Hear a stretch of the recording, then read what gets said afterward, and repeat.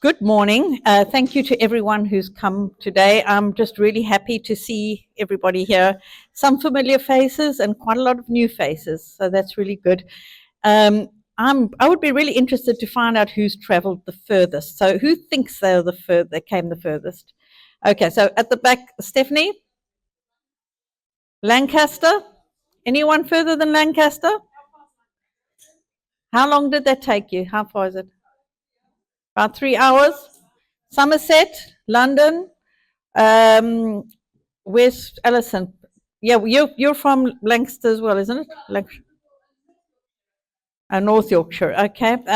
So quite a few people have travelled quite a way to be here, and it's been a very interesting journey this year because things are a little different. It hasn't been quite the same. So, my name is Juliet English. Learn Free has been my baby since about 2012 when we had the first conference. And it's now, so this is its 14th year. We've had a lot of ups and downs. The conference was doing really well, growing in size. 2019, we had 250 people. 2020, we were all ready for a really nice big conference. And we had to pivot and go online instead when we were all locked down. And we had a lot of people attend that one because it was all a novelty and everyone was sitting at home and they were bored and they were like, oh, hi. And we had these big, big Zooms. Over 100 people sort of trying to get into the introduction and that kind of thing. It was very exciting that first year. And then what we've noticed is in subsequent years, the numbers dropped and people just became more and more tired of online stuff. They would sign up for it, but then they wouldn't turn up for the session. So the speaker would be there and there'd be like a moderator and, not very encouraging if you're a speaker to have like only one or two people to speak to. So we decided we need to get back to being in person. We need to find community again. So in 2013, we actually had a hybrid conference. So we had online and we had in person. And that was kind of cool. It was a lot of work though, because organizing an in-person one is a lot more work actually than organizing virtual. So doing both was quite a challenge. And then so last year we went virtual again because the big European conference, the big global conference was on in Manchester. So I said to them, I won't do an in-person one so people can be encouraged to go there. And then this year we wanted to get back in person again and fully in person. Anyway, this conference started, as I said, in 2012. It started as a result of some things I was going through in my own personal life where I was having struggles. I was having difficulty. We moved here from South Africa, my husband and I. There is Larry over there. And we have 7 children, and we came to the UK in 2007 with 7 children who we were home educating. And we went through a lot of challenges. It was not easy moving countries. There were not a lot of teenagers that were home educated at the time, and you weren't guaranteed that your kids would get on anyway. And we all really, really battled through those early years in the UK. And I think it was just for me, it was stuff I'd never been through before. I'd never had to deal with before, and it was difficult. So when we kind of eventually came through that and came to a point of actually starting to find our feet, I realized that lots of other people feel the same way. Lots of other people are struggling. Lots of other people need an encouraging word, a little bit of hope, a little bit of just empowerment to put smiles on their faces and to feel like I can do this. And so I wanted to run a conference that would leave people walking away saying, I can do this. And so Learn Free Conference was born. Now, some people think it's called Learn Free because it's going to be free. Unfortunately, we can't operate on air. But how many of you have heard of the film Born Free? There you go, good. And Born Free is about a lioness raised in captivity, but then freed back, released back into her natural environment.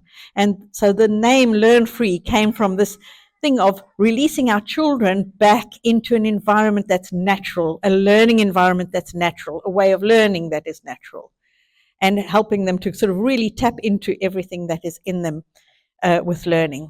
So that was how the name came up, Learn Free.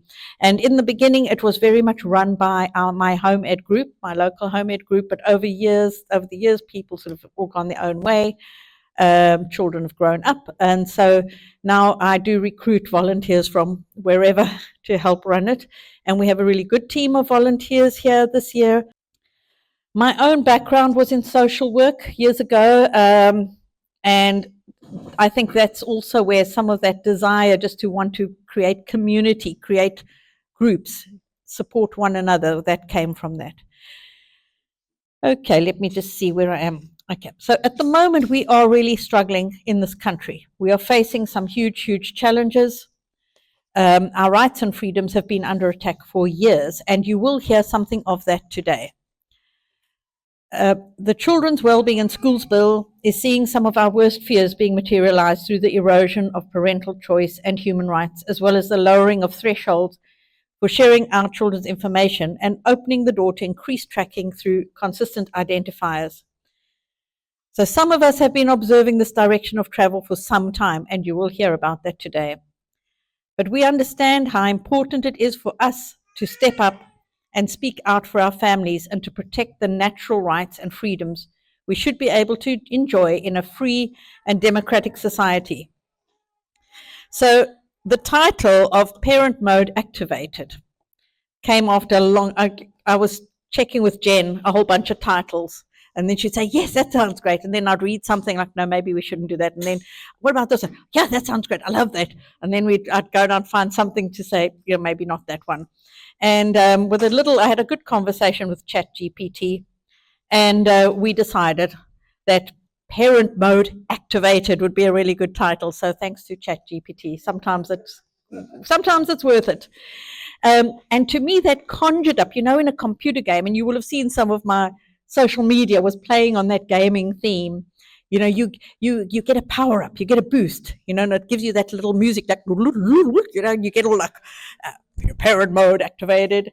And to me, it was, how do we tap into that parent mode, the parent mode that seeks to protect, the parent mode that cares and nurtures, the parent mode that leads, the superpower that you tap into as parents, helping to guide your child into their future through inspirational leadership as a parent. Are you raising your child for life, or are you just ticking academic boxes? Have you unknowingly handed over your parental authority? It's time to reclaim it. Fast forward 20 years, will you look back knowing you raised your child with purpose, values, and confidence? Our children are watching. What kind of leader will you be? And so Learn Free Conference, we speak to the parents, because we know that when you have an empowered, confident parent, you have an empowered, confident child. So we are here. Learn Free is really for you to come and get your cup filled so that you can go and pour out again for your children. So I don't want to take over too much of what Jen's going to be sharing on. I do want to say that this year I do feel very, very unprepared, because it's been a crazy year. I was all set end of October, November to book the hall and to plan the conference. At the time, finances were an issue, so I couldn't put down deposits, that kind of thing. And then, of course, they launched this bill in Parliament. And so that has taken over a lot of my time. Some of you will have seen me. I'm very active with Jenn, with Alison Sauer, with Randall. We are all very active trying to get the word out and raise awareness on this very, very nasty bill. I'd want to leave you with one thought in respect of the Children's Wellbeing in Schools Bill, as you're listening to all the talks and being informed, is that we have to think about our own response to this bill and what we do about it. And my question is, if not now, when? That means, when will you step up? If not now, when will you step up? If not you, who?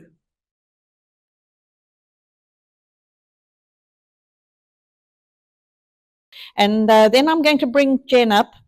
So Jenn is somebody I only got to know last year. She spoke at Learn Free for the first time with the online one.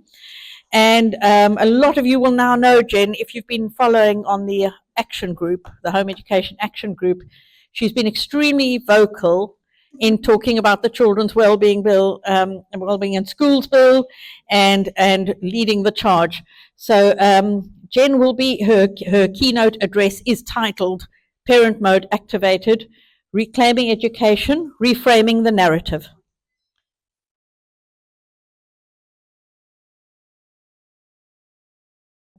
Can't really see much. It's all good. Hello. So first of all, a big thank you to Juliet, to her family, to her friends, to all of the volunteers and support network who show up and help with this event and all the other things that Juliet does and gets involved in. So thank you very much. Can we have a big round of applause for Juliet and everyone today? It's time to get energized. Sorry, a bit early, but there we go.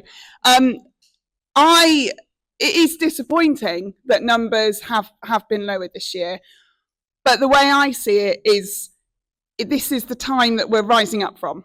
Okay, this is the tricky time. This is the time when everyone is exhausted from the last 5 years. COVID, people dealing with long COVID, people dealing with the cost of living, everything that's going on, all the government legislation.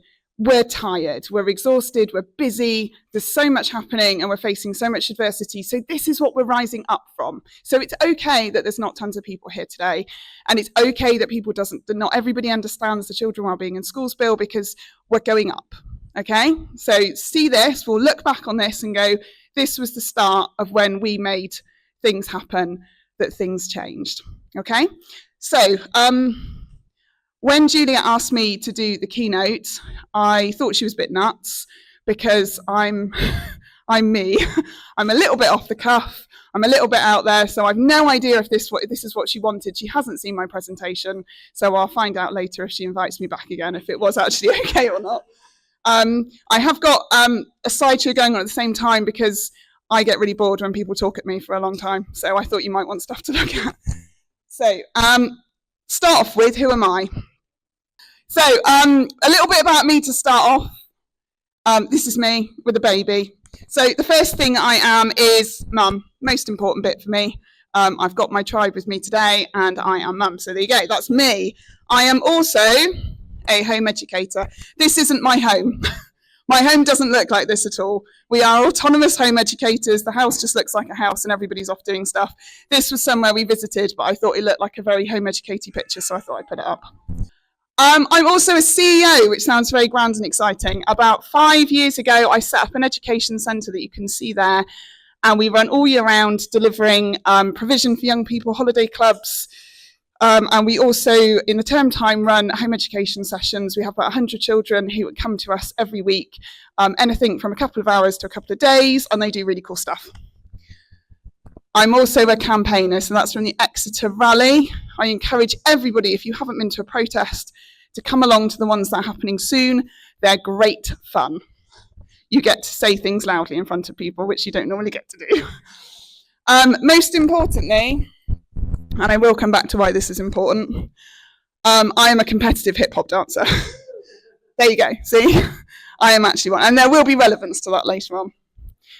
So, Are You Listening Now is something I've been heavily involved in and kind of kicked off with some of the gang that are here today. And it is all about standing up for the rights of home educators against the government. If you haven't heard about it, have a look. areyoulisteningnow.co.uk tells you everything you need to know, and use the hashtag. So if you are having a go at my favourite job, my favourite pastime is actually going on Facebook and trolling Bridget Phillipson. Some of her pals have added to my list. So if they're saying something you don't like, put your opinion and then put "Are you listening now?" hashtag at the end of it. So I'm going to go back to the beginning, and we're going to whiz through some stuff to be being a parent and end up with parent mode activated. So you find out you're pregnant. Yay! Or depending on how that happened. And a million thoughts go through your head. And I've put a million thoughts here because it really does depend on your personal situation as to how you're thinking, how you're feeling, what's happening. So what things go through your head when you find out you're pregnant? Does anybody? I want to be interactive. Anybody? Somebody's got something. Come on. Absolute terror. What have I done? What's going to happen? Am I going to get it right? Am I going to get it wrong? What are they going to be like? Are they going to like me? Am I going to like them? Am I ever going to sleep again? I can tell you now, 17 years on, no. How's it going to go? And how amazing is this going to be? Hopefully there's lots of those joyous feelings as well. And then you do some waiting. And some waiting. And some waiting. And it feels like the longest time. And you've got all this time to think and prepare for the journey ahead. And if it's your first child, you're going to be mapping out everything. I'm going to feed this way for this long, and they're going to be in this room, sleeping in this way for this long, and then we're going to go to this place, and we're going to do these things, and you've got all your plans, and it's all laid out, and you're sorted. And you buy some nappies. And I think we all do that a few times, actually. You can stock up. Never enough. You can never have enough. And you wait, and you write a birth plan, you know, exactly, this is how it's going, I've got it all sorted. Little did you know. Somebody's laughing on your shoulder. And you wait some more, and then the game begins. And I've got a really soppy picture here, so you can go, oh, this is me with Florrie. He's just here. It doesn't look like that anymore. The game begins, and that moment, I still look just as tired, strangely, even though I'd just given birth. A lot younger, but still very tired. So that time, and I remember being there with that little baby and thinking, oh, you know, it's amazing and wonderful, and I love this baby, and I'm in love with this baby, and everything's great. And I kind of thought it was going to, I don't know if it's just my kind of brain, but I kind of thought it was going to be just straightforward. I was just easy and going to do my thing, and it would all make sense, and I would make all the right decisions. I grew up in a really tricky household. I grew up with a very poorly mum and a very abusive father who disappeared at some point, not far enough, not early enough. And so I thought I'd learned everything. I thought I'd learnt what I wasn't going to do, because I'd seen lots of examples of what wasn't right. And also, my mum was ace. She's no longer with us, but she was amazing. And what she did do was provide me with unconditional love. And she told me that I could do anything, which is why I'm here today, because she told me I could do stuff. So I believed her, and I did stuff. School for me was rubbish. But at this point, I wasn't thinking about school. In this point, my kid was going to school. That's what you do. I was going to do the things, and everything was going to be okay. Florrie didn't come with a job description. I kind of hoped that maybe, you know, there would be something that would come out with the baby, you know, be handed to me. Okay, mum, this is what you do. Because although it is instinctual, and I want to come back to the fact it is instinctual what you do, you kind of almost, it's that feeling of, well, what are all the things you have to do? Because there's so much more to it. In fact, there's so much to it, it can actually be like this if you think about it. And these are the things that maybe you don't realise you've got to do. So you now have become a cook, a cleaner, a housekeeper, an engineer. Has anyone had to fix stuff? Mum, can you fix this? This is broken. Dad, fix this, sort this out. A scribe. Can you write this for me? How do you spell this? How do you do this? A reader. Lots of reading. I do love reading, but lots of reading. Entertainer, particularly in shops and shoe shops and waiting, doctor's surgeries. An educator. And we all do that, whether you're a home educator or not. We are all educating all the time. An instructor of things. This is how you brush your teeth. This is how you brush your teeth. Still feel like I'm having to say that one. A companion, somebody on the journey. Best friend. Who's been a best friend to their child? Yeah, we are their best friend, hopefully, as well as their other best friends, but we're the best ones.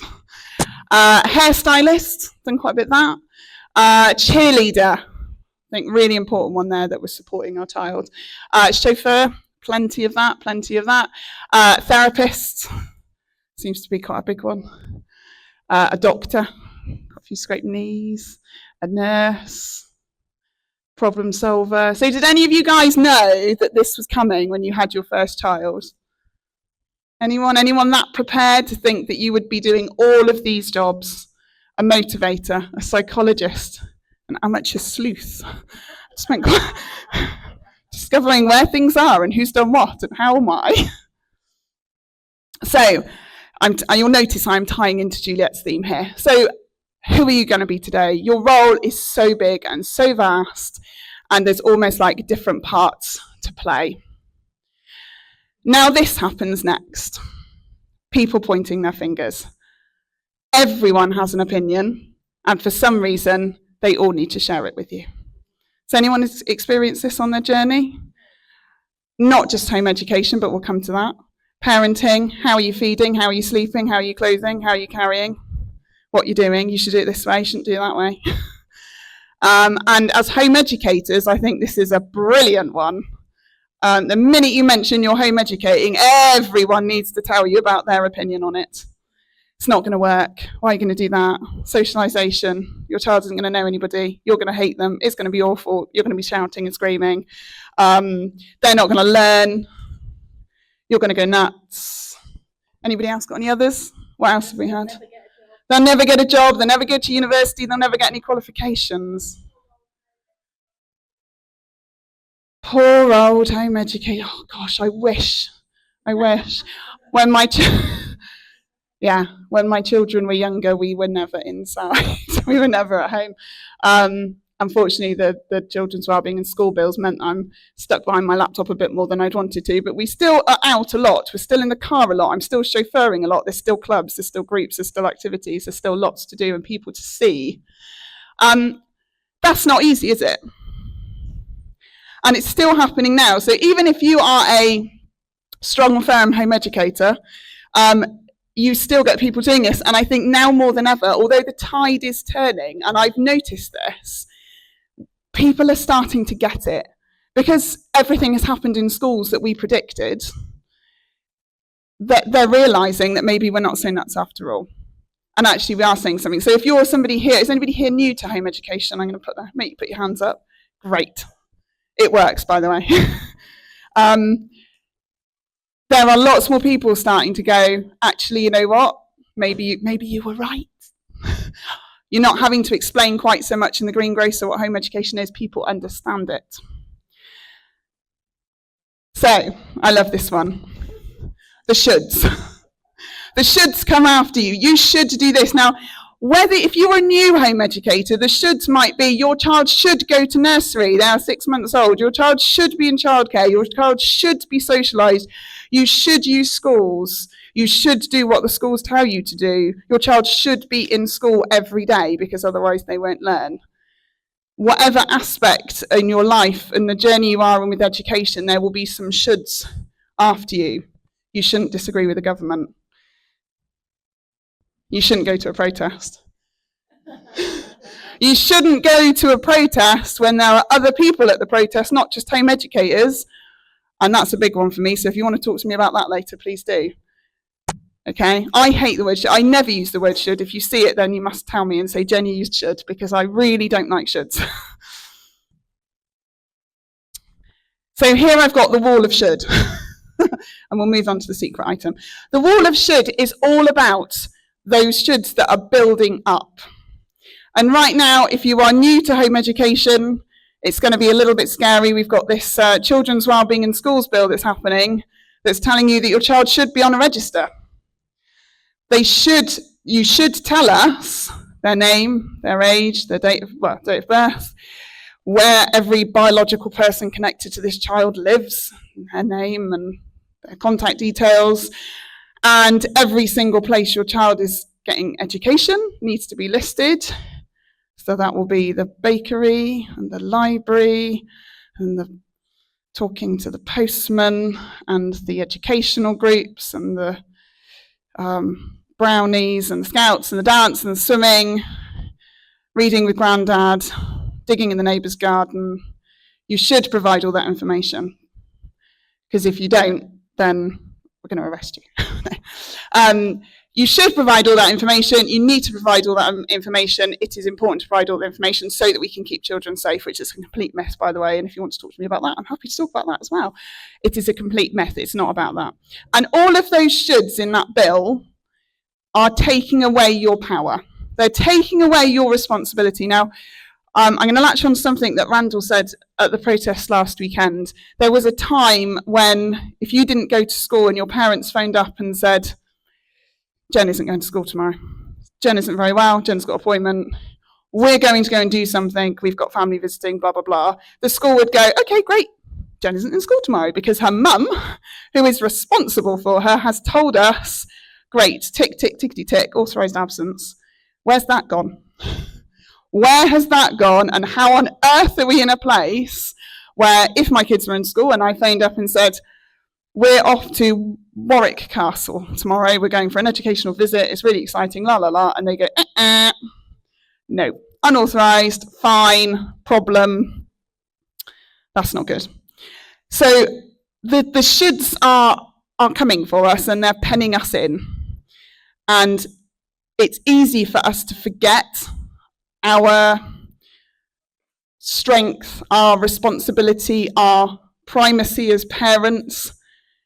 And that's something we need to start remembering, which is what we're talking about on Facebook, which is what we're talking about on social media, which is why we're going to protest, to remember who is actually responsible for your child.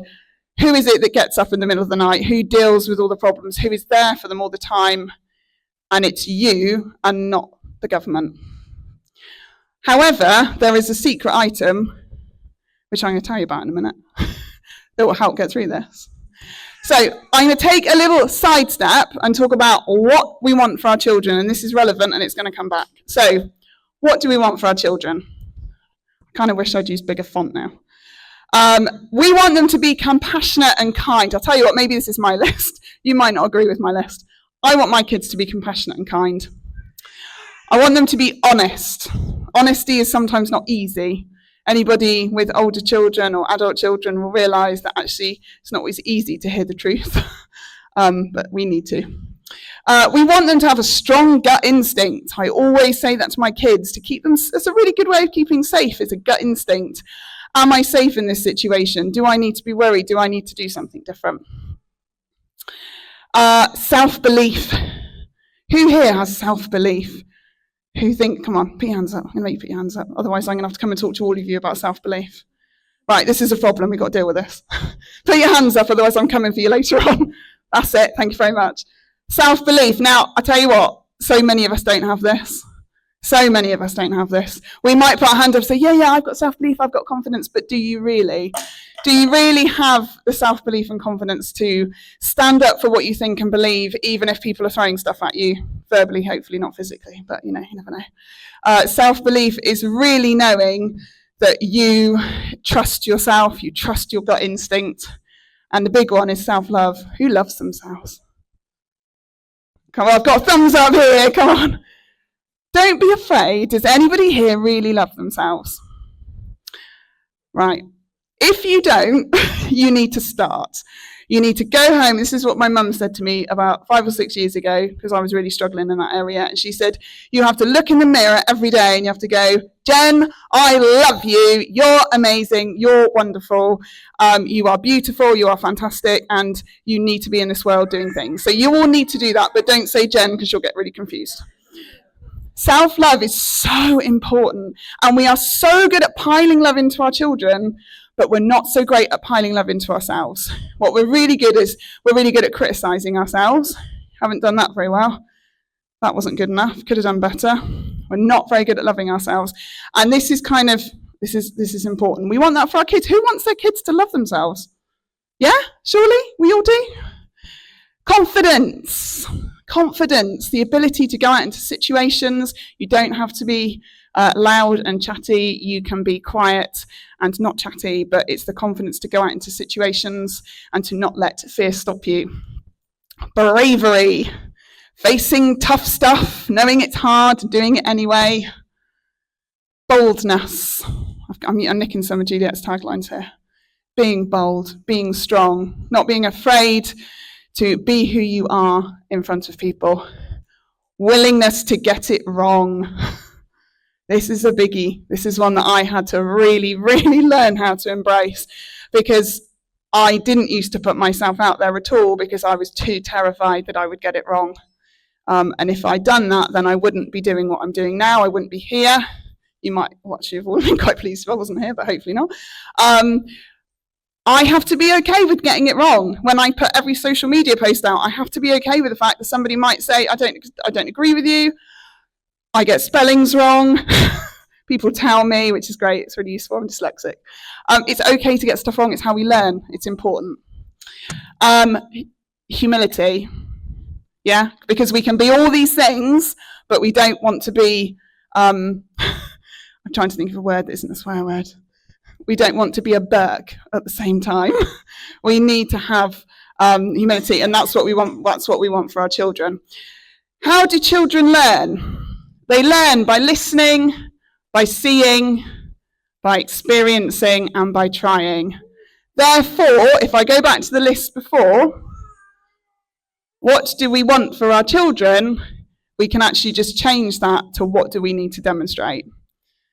Now, if we go back through that list and just think about it, are we demonstrating compassionate and kindness the way we talk to people?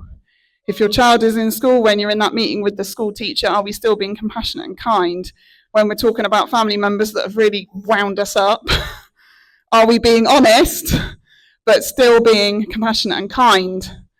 Are we following our gut instinct, or are we allowing the government or the shoulds, the people, to tell us what to do? Have we got self-belief? Because we want that for our kids. Have we got self-love? Have we got confidence? And just think about it. Do you want these things in your children? Do you want them to grow up with this? Because if we do, we need to demonstrate them. Are we brave? Are we bold? Are we willing to get it wrong? Have we got humility? I'm just leaving that there for a moment. If we have all those things, if we engage all those things, this is your then secret weapon, secret top-up, secret power-up. Your parent mode is activated. Now, at whatever stage you are in your journey, if you can engage in that list, whether you are in the labour room and being told you have to do it this way, you have to do it this way, you can act in boldness and bravery and self-belief, then you go forward and your parent mode is activated and you do what's right for your child. If you're having to make, yeah, exactly. See, this one agrees with me. If you're having to make that decision, do I send my child to school or not? And you follow your gut instinct, and you're brave and you're bold and you've got self-belief, you're going to make the right decision, aren't you? And your parent mode is going to be activated. If the government is putting together the Children's Wellbeing in Schools Bill, how are we going to stop it? We need parent mode to be activated. We need to be bold. We need to be brave. We need to be confident. We need to love ourselves. We need self-esteem. We need self-belief. We need all these things. We need to be willing to get it wrong. We need to be willing to get into conversations that we might not have all the answers to and not being afraid. We need to be okay with saying, this is what I feel, and not having to back it up with evidence. That's allowed. That's okay. If someone says to you, but, you're allowed to say, well, it's just what I think's right. It's what I'm going to do for my kids. In every decision you're making, all the time, you just need to follow these things. You need to think about engaging with these things to activate parent mode. And parent mode is incredible. Parent mode is liberating. Parent mode is freeing. Parent mode is empowering.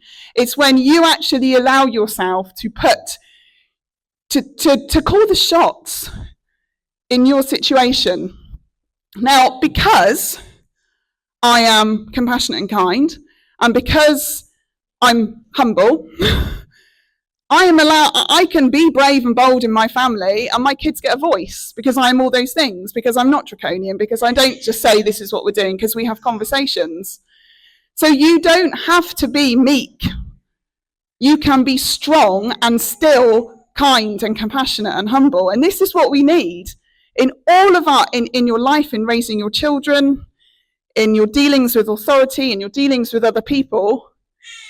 If you follow your gut and you follow who you are and you dig deep into your gut instinct, then you can be as loud and confident and stake your claim, say what you think is right. You can do that without being a Burke. I need a better word. I don't like Burke. Without being a Burke, you can do it. You can be it. And if you're willing to make mistakes, there's nothing to stop you. There's nothing to stop you at all. And that is where your parent mode is, being that strong, empowered human that is still a nice person. Both of them can go together. I think we've been told for so long that you can't be that. That if you're nice, that means you're quiet, and it means that you roll over, and it means that you do what other people want. And the word selfish really gets me. You have to be selfish. We have to think of ourselves, because if we don't love ourselves, if we don't look after ourselves, who will? But selfish doesn't mean not being any of those things. You can be humble and selfish. You can be kind and selfish. You look after yourself, you look after those around you. It's the whole analogy of the face mask coming down in the aeroplane. You have to make sure you're okay in order to support other people. So if you have activated parent mode, you get to level up. Congratulations. Hope Juliet's happy with all my little game graphics here. It will break through. Look what it's done. It's broken through the wall of shoulds. Okay? Whatever it is you're facing, you can break through all of this. And you know what? It just disappears. And I remember times in my life where I felt other people's opinions, be it the government or friends or family, have felt so oppressive. So oppressive. The history that, but, this is what you should do. This is who you should be. And it's just nonsense. And when you get rid of that and you focus on what's important, you focus on that list of really important things, it just doesn't matter. In fact, GCSEs don't matter. In fact, degrees don't matter. In fact, how much your salary is and what your car looks like just doesn't matter. Because what matters is you being a healthy, happy human and raising healthy, happy humans. And everything else just comes. Whatever will be. But you focus on that. Focus on those core things and activate parent mode. You level up. Now, there's some cheat codes along the way. Juliet's really inspired me here. I'm just going to whiz through these. I know that this is going to look like everybody's passwords, and they're like, damn it, Jen's got it. Okay, values. We've only got 15 minutes to go, by the way. Feel free to fidget. Values. Values are important. Who knows their values? Anyone know their values? Value work is really important. Get a piece of paper, write down what's important to you. Know your values. Stand by your values. Be empowered by your values. And you know what? Your values are yours. They don't have to be like anybody else's.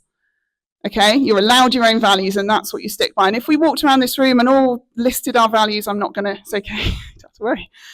They would be different, and that's okay. That's how we get a diverse community. It's not just about age and religion and race and gender and all these things.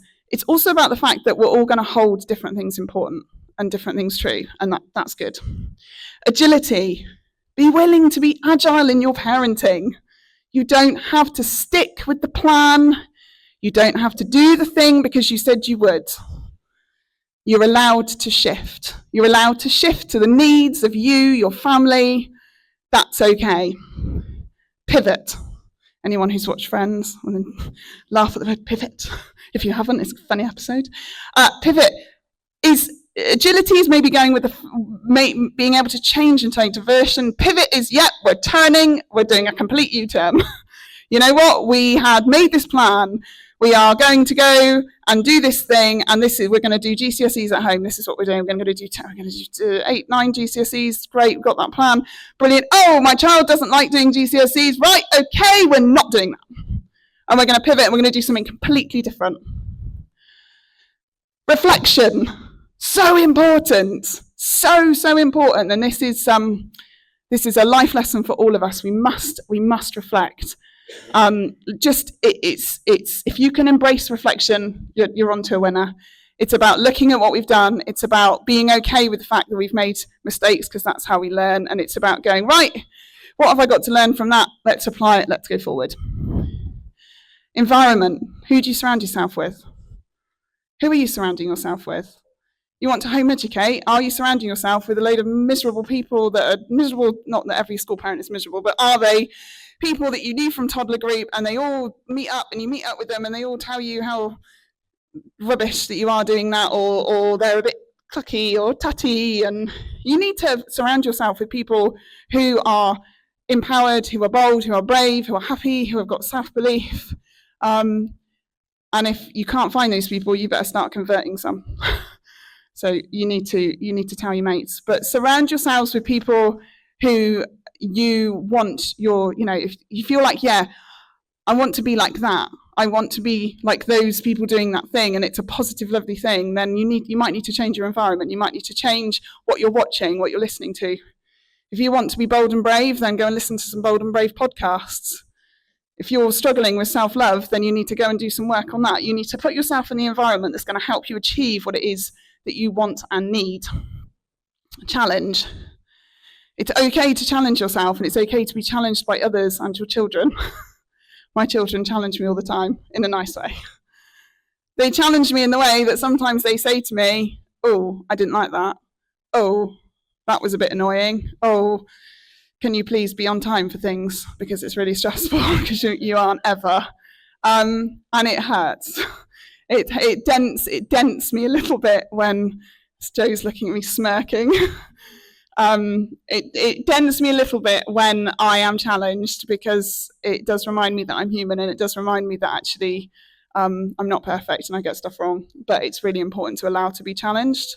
We don't have to act like we know it all. We were just kids a few years ago, I'm pretty sure. Wasn't that long? Growth mindset. This is like my favourite tool for parenting, for activating parent mode and everything. And it goes on from all the other things. It's the ability to seek all of the situations that are tricky for you and all of the challenge and adversity you come up against, and growing from it. And teaching your children this as well. Teaching them that when hard things happen, sorry to keep bringing my kids into it, I shouldn't.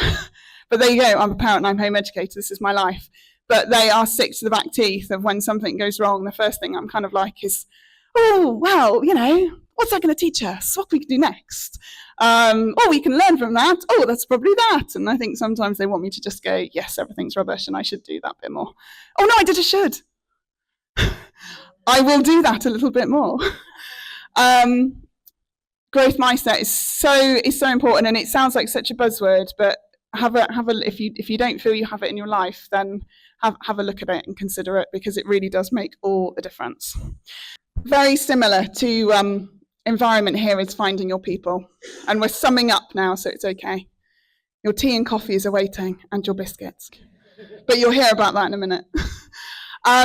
Find your people is so important, and that's what today is about.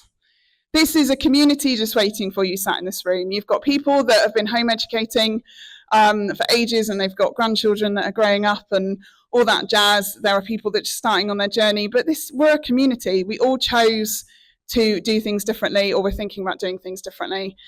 So connect with people, speak to people. The internet, the social media is such a double-edged sword. There's so much of it that can be quite negative, but so much of it that can be so empowering. Follow people who inspire you. Talk to people who make you feel good about yourself and make you feel strong. Find your people and spend time with them. So I'm going to slowly bring things to a close. So some final things to consider. Most of the time, you are the biggest barrier to your own success. I'm sorry, I know you didn't sign up for some kind of personal development conference, but how you are as a parent is how your child will be, and that's what home education is kind of all about. It's starting them on that journey in a positive way. So most of the time, you're the biggest barrier to your own success. Seriously, this is so true. Obviously, I don't put all of the time, because there are situations where there's physical barriers and stuff, but if you can just try and embrace those things on that list, then so many things have just become insurmountable, and you can stand up and you can climb the highest mountains and defeat the biggest problems. You know your child on a level that goes beyond words, assumptions, preconceptions, or bedtimes. What I meant here by bedtimes is that sometimes we give ourselves these rules of we all have to go to bed at this time, and actually sometimes it's okay to not go to bed at that time. You know your child, you know what they need. And you know it on such a level that you don't need to talk about it. And that connection can sometimes get broken. That connection can get broken through school, through losing your way, through media, through me spending too much time on my laptop, through all of these things. But reconnecting with your child, you will definitely find it if you haven't got it already. You just know what they need, and you have to trust that, going back to your gut instinct. What if you're the one that changes the system? Have you considered that one of you in this room might be the person that changes this legislation in Parliament going through at the moment? Have you considered that one of you might be the person that is the person that stands up, that is heard? You might be the person that tells somebody who actually makes a difference. So this is why you have to be bold and brave and fearless, because you might be the person that's going to sort things out. And what if it's your child? So when you're feeling low and despondent about all the horrible things that are going on in the world and how difficult things are and how under attack home education is, what if you're the child who makes the difference? And we're seeing these amazing guys over here that have done their book. Yeah? What an amazing thing to do. And any child in this room, from the tiny baby who is out there, they could be the person, they could be the one that makes huge change in this world. So don't give up. You have to keep believing that you or your child or grandchild is going to be the one that makes all the difference. So you have to be all those things. You have to be bold. You have to be brave. You have to be confident. You have to love yourself. I'm sorry about that. I will be checking in. I'll be getting the email list from Juliet and sending everyone an email. Parental primacy. If you give it away, you're not getting it back. Okay? So it's important. Your decision making. No, I will not be fined. No, I will not be prosecuted. No, you will not tell me how my child is going to be educated. If we allow it to go now, and we're kind of the easy targets, home educators, easy targets, send, easy targets. If we let it go, what's next? What decisions are going to be removed from you next? What are our future children going to be allowed to do? Are my kids going to be allowed to home educate in 10 years' time? It's not a goal. Do they get to choose which medications their children are given? Do they get to choose if they're a stay-at-home parent? Will that even be a right and an option and a choice?